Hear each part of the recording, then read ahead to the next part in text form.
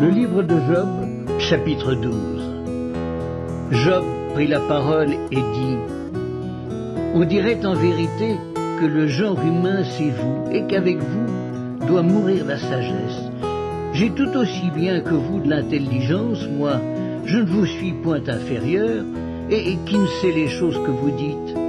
Je suis pour mes amis un objet de raillerie quand j'implore le secours de Dieu.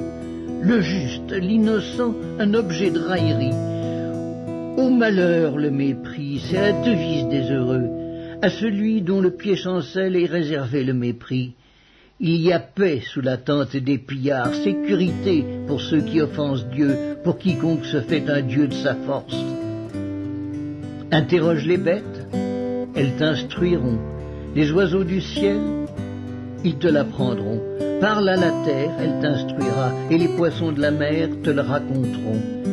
Qu'il reconnaît chez eux la preuve que la main de l'Éternel a fait toutes choses.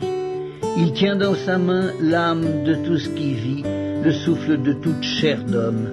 L'oreille ne discerne-t-elle pas les paroles comme le palais savoure les aliments? Dans les vieillards se trouve la sagesse et dans une longue vie l'intelligence. En Dieu réside la sagesse et la puissance. Le conseil et l'intelligence lui appartiennent.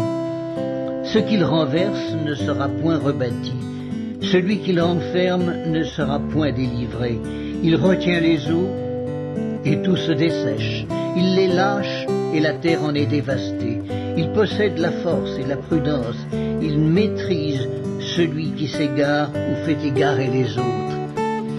Il emmène captifs les conseillers, il trouble la raison des juges, il délie la ceinture des rois, il met une corde autour de leurs reins. Il emmène captifs les sacrificateurs, il fait tomber les puissants.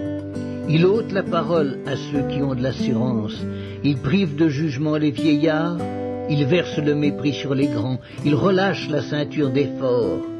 Il met à découvert ce qui est caché dans les ténèbres, il produit à la lumière l'ombre de la mort. Il donne de l'accroissement aux nations et il les anéantit.